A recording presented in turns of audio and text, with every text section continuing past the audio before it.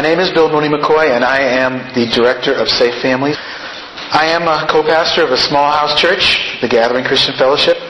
I'm also a computer programmer by trade.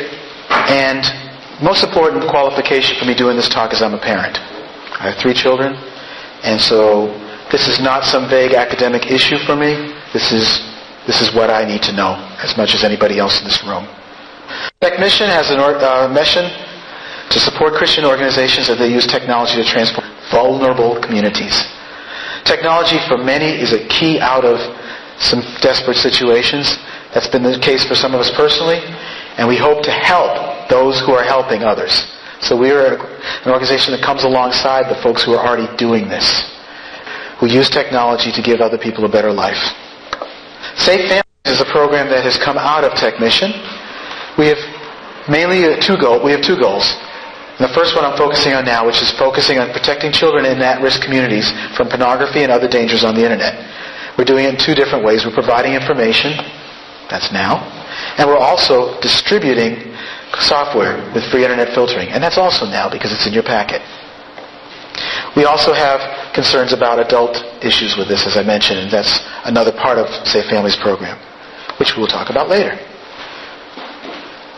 Why don't I get a break and let you talk? The internet. What's so good about it? What can you do on the internet? And my lovely assistant here is going to help write down whatever you say. So let's get her very busy. What's good about the internet? Relatively easy access to a lot of information. Okay. Easy access to lots of info. What can you do on it? Yes? It allows you to communicate across great distances at lesser cost. Okay. Fast communication, no distance. Distance doesn't matter. Great. What do you do on the internet? Oh, come on, y'all do this.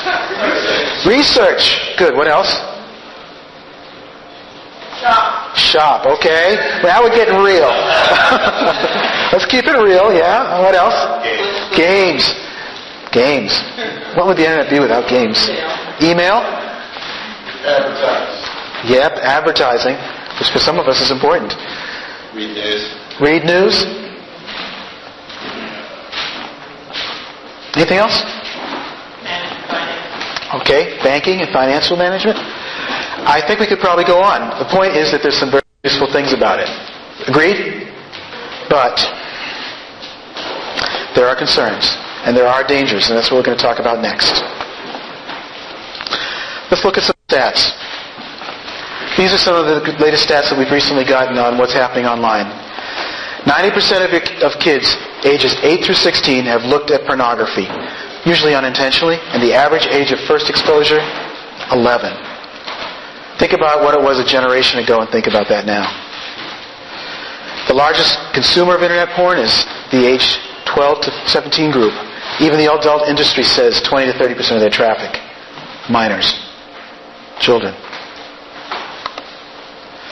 Let's look at the industry. The pornography industry is ridiculously aggressive. I'm going to show you 3 of their tactics that they use. The first is what we call misleading URLs. URLs is that www thing that you type. That's your URL.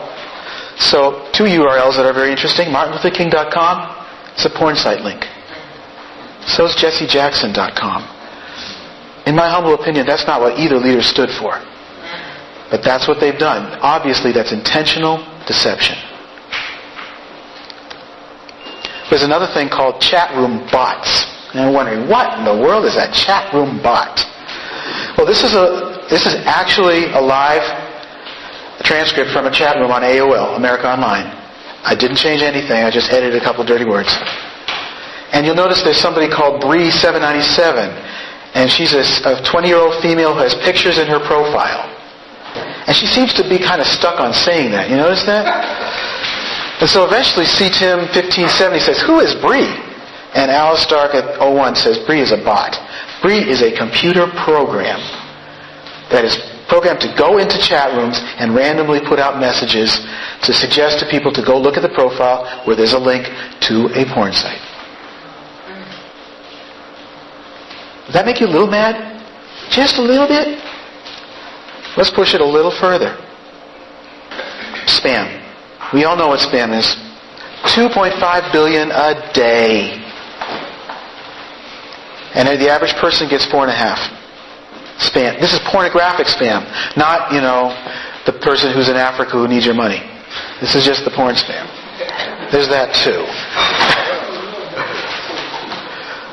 It targets youth. Don't believe me? Check this out. Bob the Builder. How many know about Bob the Builder? Does anybody got little kids? Okay.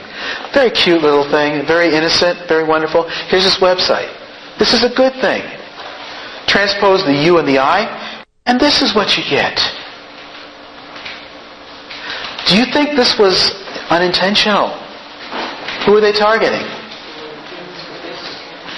Kids who can't spell. Now, I showed this because since this time it's been cleaned up and it no longer shows this, so I didn't want to put any of you at risk, but I just want to let you know. This is the kind of thing that the porn industry is doing.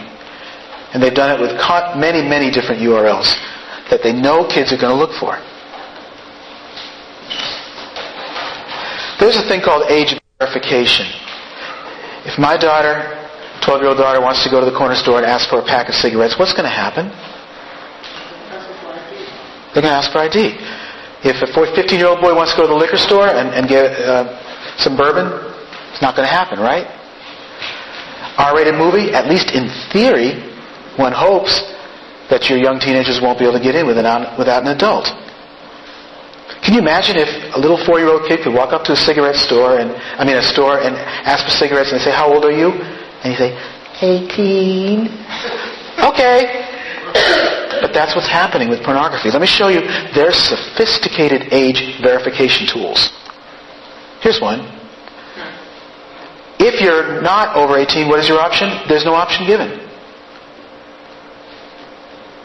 So, do you see a 16-year-old boy being stumped by this? I'm not 18, and if I'm 18, I press continue. I don't know what to do. It's not going to be a problem. Let's see if this one's any better. Click here, if you are 18. Well, here at least is one that has both options, but look which is bigger. Very effective age verification. I'm sure this is working very well. Porn is affecting our youth. I'm going to show you some very strong and powerful quotes that I've come across. Never before in the history of telecommunications media in the United States has so much indecent and obscene material been so easily accessible by so many minors in so many American homes with so few restrictions. The Department of Justice. And this one is from Donna Rice-Hugh, one of our partners. In only a few mouse clicks, children can be exposed to material that can never be erased from their minds. Innocence lost can never be regained. Donna Rice-Hugh's Commission on Online Child Protection. If a young child sees people in the act of sex and doesn't know how to process it, that's a permanent scar. Let me give you some more. From a Kaiser Foundation study of young people, they said, 59% of them said, seeing pornography encourages sex before kids are ready. This is the young folks saying this. But you want hard evidence, we got some. This is a study that was just released this month in Pediatrics Journal. Youth with exposure to sexuality in media were twice as likely to have intercourse between the ages of 14 and 16. So pornography is not just a kind of a bad thing. It's having a real impact on what is happening to our young people. I recently had the dubious privilege of attending a debate between folks from Triple X Church, and I'll talk about them, a wonderful ministry, and Ron Jeremy, who is the #1 male porn star, debating the relative merits of pornography. And what was most striking about being there was the adoration that these college kids had for this porn star. Now you've got to understand, these college kids are barely 18, if that, and they already knew him well. They already had him in the same place that they have movie stars and rock stars. This is called child pornography. And you can see these statistics. 20,000 images each week. 20% of all the porn is child porn. 100,000 illegal sites. And $3 billion There are now websites that I'm calling pseudo-child porn, where they're not showing children who are naked, but in provocative, sexy poses in their underwear and other things, and it's legal. It's completely legal, and people are paying to see that. It's hurting our kids.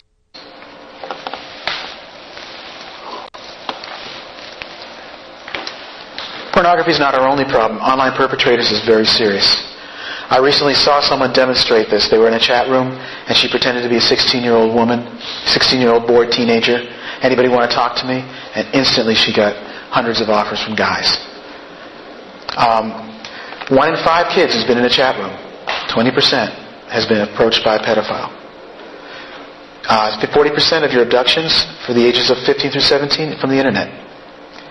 And you can see that last statistic, how in many of those cases involved actual illegal sex, statutory rape. Online predators are now talking to each other, teaching each other how to do it better. They're trading secrets, learning tips, and they've also memorized the language of your kids. So they can seem like a 16-year-old boy when they're really a 50-year-old man. And there are other dangers. One of the ones that concerns me is other harmful content. There is some other sexual material that is not necessarily pornography, but maybe sex ed or for married couples, or even fine art that is just, you don't want your kids seeing that. But there's also things like gore. There was a site recently that had soldiers in Iraq posting pictures of mutilated Iraqi soldiers. And they were fully mutilated. It was as disgusting as possible. And this was free, and there was no age restriction to get to see it. There are hate sites. MartinLutherKing.com is the porn link. MLK.org, a hate site, a white supremacist site. And there's sites about drugs. How to pass your urine test, ways you can get better quality stuff, things about guns, weapons, how to make a bomb, that kind of stuff. We probably don't want our kids there. There's another group of phenomena which are sort of aged. I group them into the thing of chat rooms, instant messaging, and online communities like MySpace or Black Planet. In these, absolutely anything goes.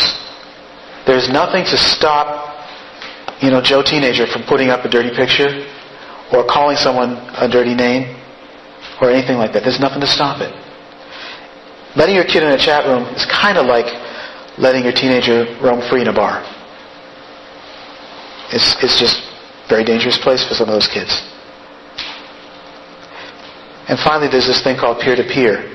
File transferring, things like Kazaa and LimeWire. Napster used to be the big one. 3I. It's illegal. Most of the material there is being traded illegally. Indecent. That's the predominant place where child porn is being done. And then infectious. It's a great place to get viruses for your computer. So these are places that are really pretty dangerous for your kids to be. I hope that I've gotten you a little concerned.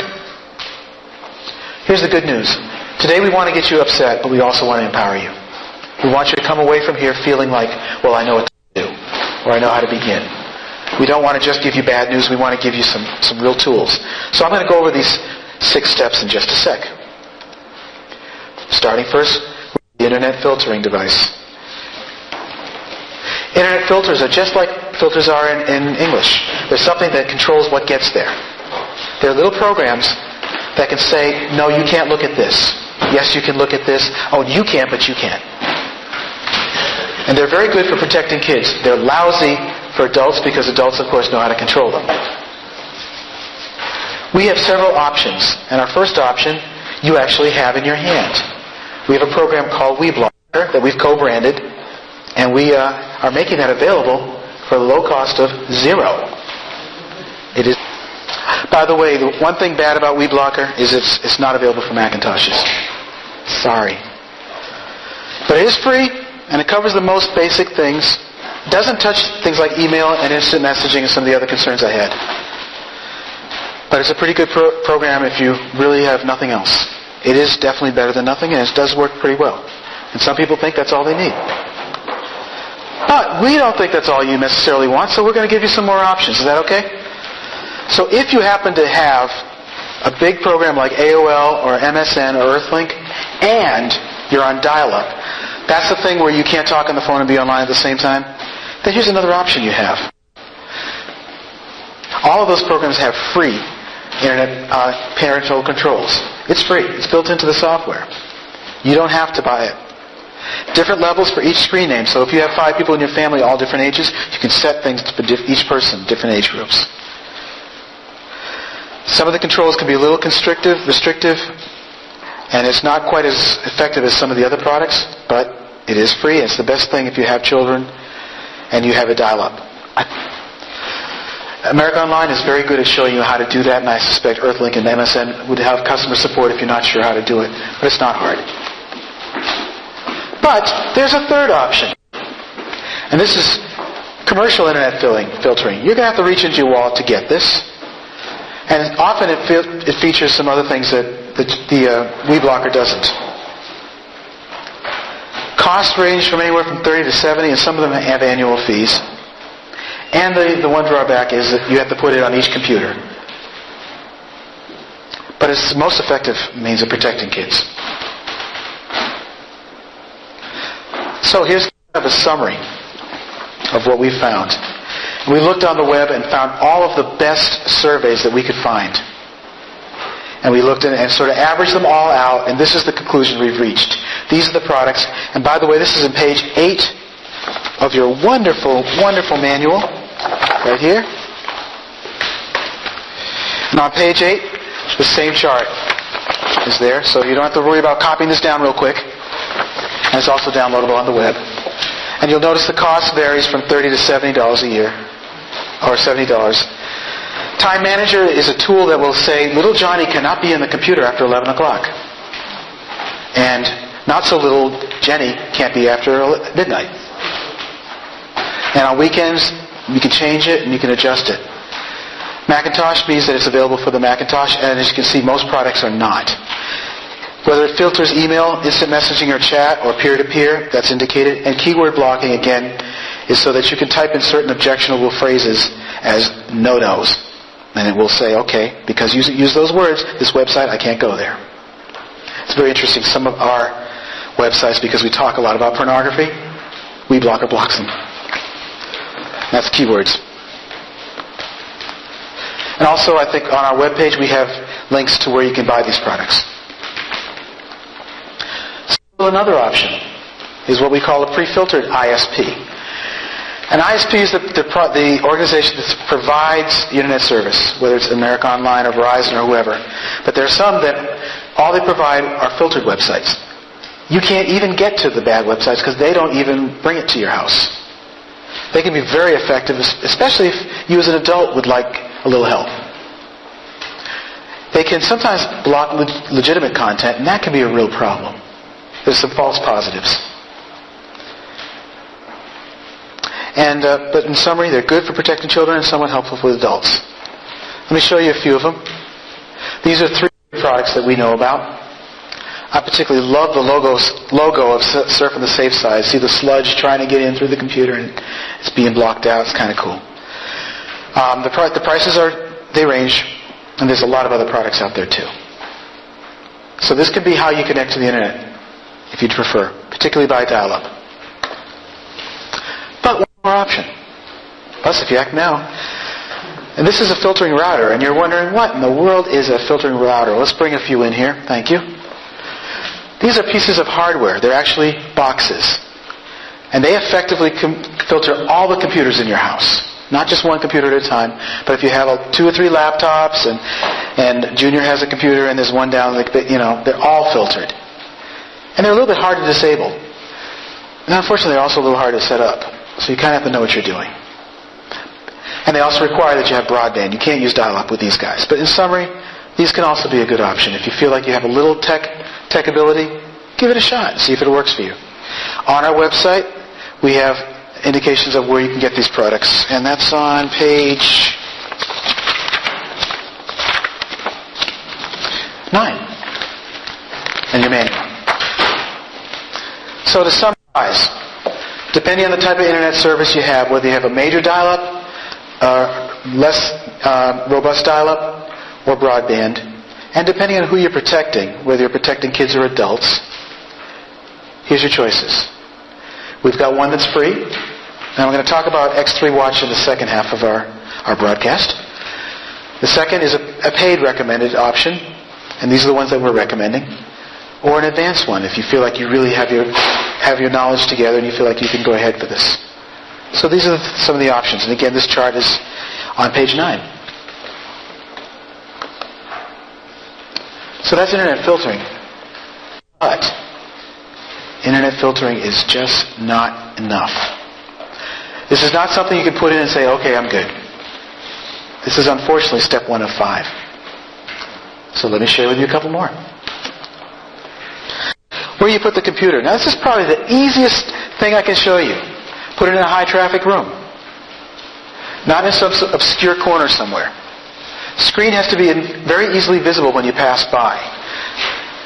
Not facing a wall where you can huddle over it and kind of hide it. And let me tell you, laptops for children and teens, that's very high risk. That's kind of the equivalent of a loaded gun. It's just really dangerous because you just don't know where they're going to take it and what they're going to do with it. So this is an easy fix. You can do this. Third one is to get what we call a family pledge. And this is basically something that you can download from our website, and it's also, feel free to modify it as you need to. It's an agreement between children and parents on how I'm going to use the computer. We recommend that you talk through the points with your children and get agreement from them, and then you post it by the computer. And it needs to be signed by the children in your family. I'm very convicted because this is something I've been meaning to do and I haven't done it yet, so now I'm on record saying I'm going to do it. Here's what ours looks like. And again, we give you the permission to sort of modify that as you see appropriate, but we have things like I won't look at anything that's inappropriate. It's page 6 in your manual if you don't have x-ray vision. I won't give my personal information to anybody. I won't meet anybody in person. I'll always be courteous. I won't purchase things without mommy and daddy's permission. Where'd that come from? I will not respond to emails or instant messages from somebody I don't know. I'll do what my parents say about when I can use it and what I can do on it, what games, etc. If I'm under 16, we recommend that they not use chat rooms. That's our recommendation. Under 16, we just feel like it's not an appropriate place for children. And only use instant message with those I know and that my parents approve of. I will not install programs without permission. I won't use it to do anything illegal, including downloading. And these rules apply whether I'm at home or at a friend's house or at the library or at school. And finally, I understand that if I violate these rules, there may be consequences. So these are what we recommend as part of the Safe Family Pledge.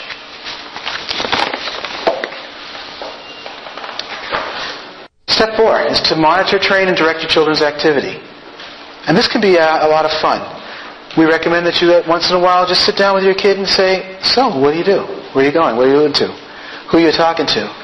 Who are the folks that you're IMing? What are you using this for? Not so much in a punitive or suspicious manner, but just as a way to connect. So we recommend you do that. And we'll recommend that you also take that chance to introduce them to cool stuff. You can also change their homepage. This is something that we recommend.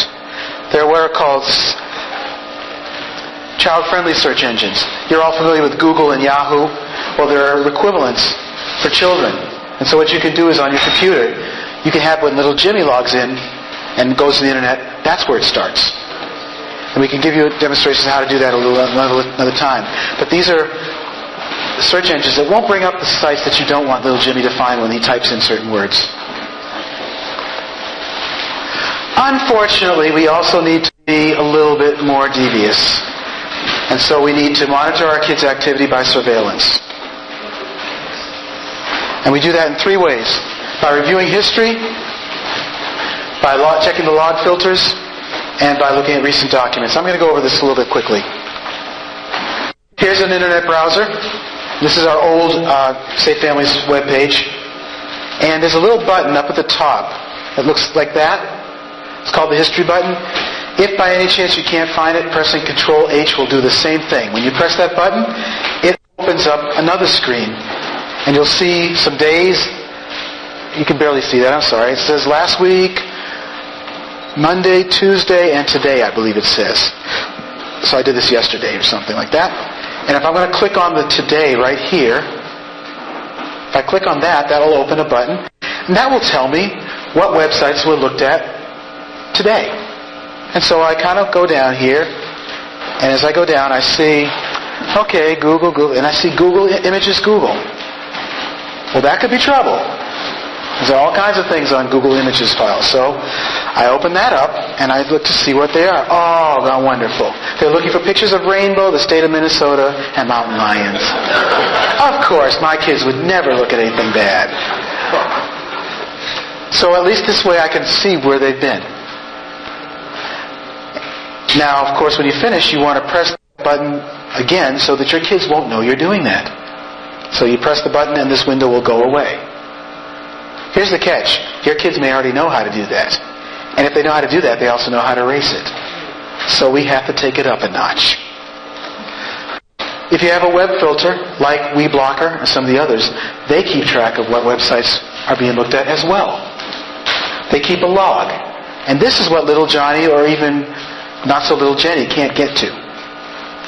I notice this is a log, and notice here there's one of those words. And it was concerned. It didn't block it, but it kind of flagged it. Well, this happens to be a Christian marriage website. So that's probably okay, and it probably wasn't little Jimmy looking at it. At least, we hope not. But then we go down a little further, and ooh, that's not good. Most of you probably know WhiteHouse.com used to be one of the most infamous porn sites. By the way, it no longer is. That's why I felt very comfortable looking at it. It's now just a dead end.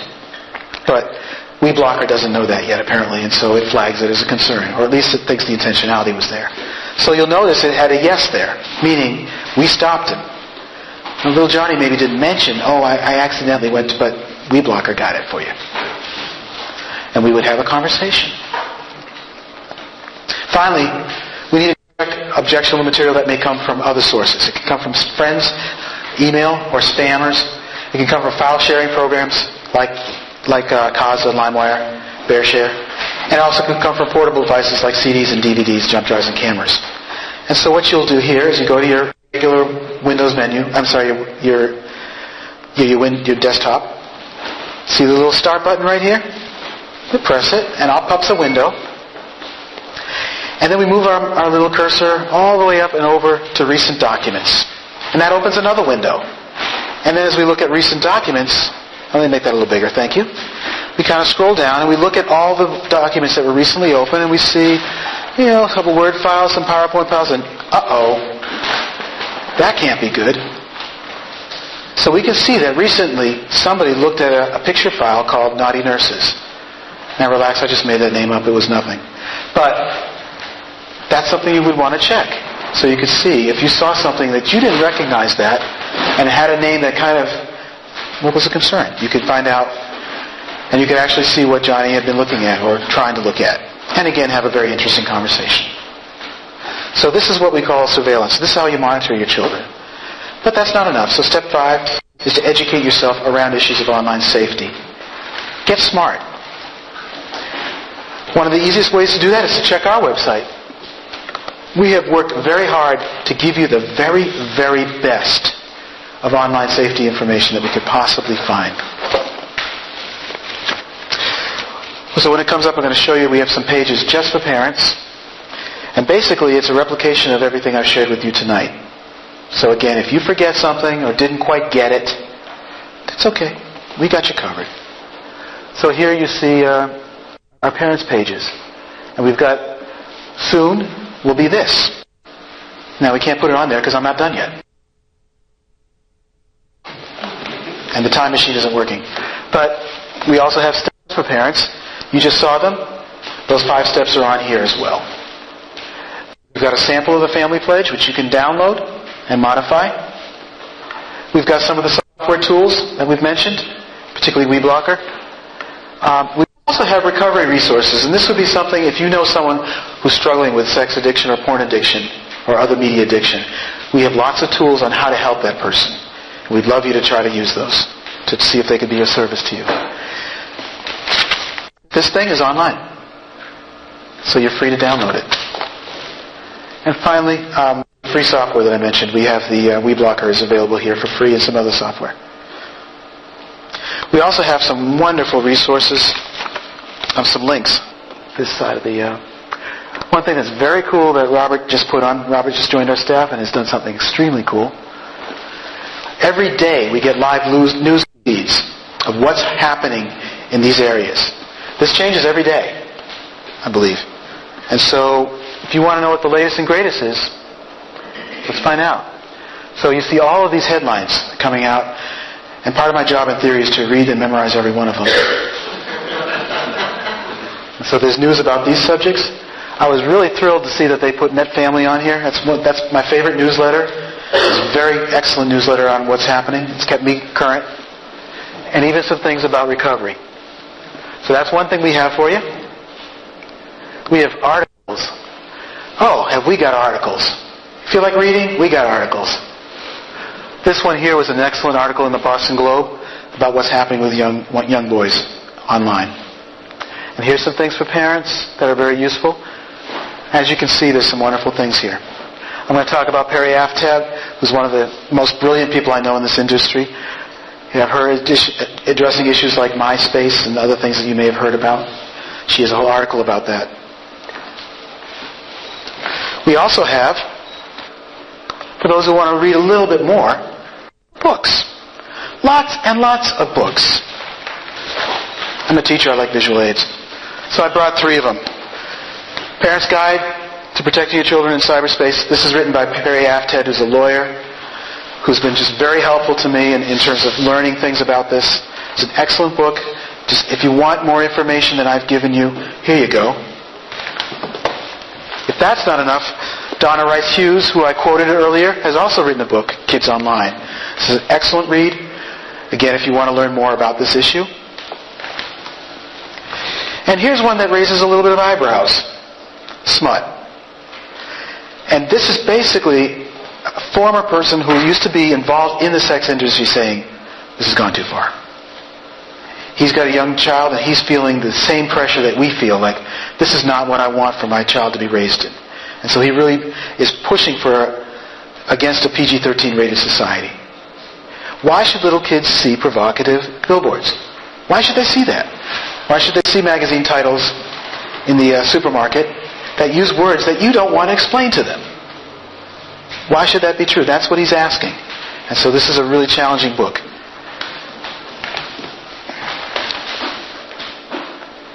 If you're tired of books, we have media. For those of you who like research, we have links to lots of reports that have been done by different organizations. This is one done by a group called The Third Way. We've got about 6 or 7 of these reports. These are things that have come before congressional committees and stuff like that. So if you really want the scholarly side of it, we got links for that for you. If you'd like something a little easier on the eye, we've got slideshows and presentations that you can link to. And we've got recommendations of videos. I have to say, this one I've seen, this is a video that was done by a 14-year-old boy. He produced it, organized it, starred in it, wrote it, got his principal to play the perpetrator, which is way cool. Used the school as the place where they filmed it. Got the police department to volunteer to act in it.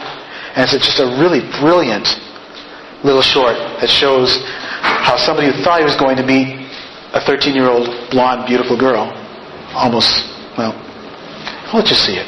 It's just brilliant. So go check it. And was there anything else I want to mention?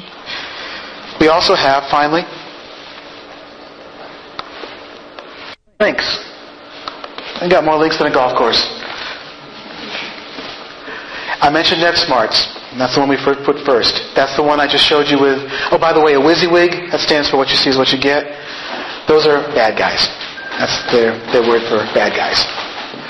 They have a very wonderful things for ages little to middle school. This is Donna Rice Hughes' website. This is Perry Aftab's website. They're excellent for more information. And last one I want to mention is GetNetWise. If you don't think we were helpful enough with software selection, go there. They have got dozens of products. So feel free to use that as well. So those are some of the things that we offer on our little teeny website. And lastly, continue It's our CD. So all the material that I shared with you today is not only in your manual, not only on our website, not only going to be on the webcast, but it's also in the CD. So we catch you coming, going, and in between. And there's some of the documents here, like I said, that you can feel free to edit. That family pledge and some other documents that you can feel free to adapt according to your need and copy freely. Last step. Lead by example. We're using the phrase secondhand smut. You remember secondhand smoking? Now nobody would think of smoking with a baby in their hand. Well, not most people. They wouldn't think of smoking without asking you, is it okay if I smoke? Well, we've done the same thing with sexy media. Our children are watching and they're learning from us. Think about how you might have been first exposed to pornography. Lots of the folks that I know, the first chance was they saw it in their daddy's closet. It sends a message and excites curiosity. And let me just show you something from a friend of mine. This is Pete the Porno Puppet. Hi kids, I'm Pete the Porno Puppet, and I'm here today to talk to you about pornography. Listen kids, have you gone into your daddy's closet and found a bunch of magazines with naked mommies in them? Did this make you feel yucky inside? Pete knows pornography's everywhere, on the internet and in your parents' secret locked drawers. So tell your mommy and daddy to say no to pornography. For Pete's sake. Whoever thought we'd see something like that? I hope that made you a little uncomfortable. Get kids from being exposed to these kind of media. They're inappropriate. What radio station do you listen to and what songs they play there? I showed you how to find history. Well, there's a good chance your kids know how to find your history. Magazines and books can also be a trigger, and even materials at school, libraries, and friends can be inappropriate. How would you feel if your child, if you didn't lock a loaded gun? That would just be so inappropriate. Well, it's the same kind of thing. And also, how would you feel if your neighbor's house had all this material and your kid loved to go over there and play with your friends? So let's, be really aware that we don't want to be responsible for making things harder for our kids. Do us the favor of sending this talk to others. Pass this workshop along to anybody who you think could use it. Here's the link, and I believe it's also somewhere in the manual. It'll be online in about a week or two. And at this point, we're done, unless there's some questions.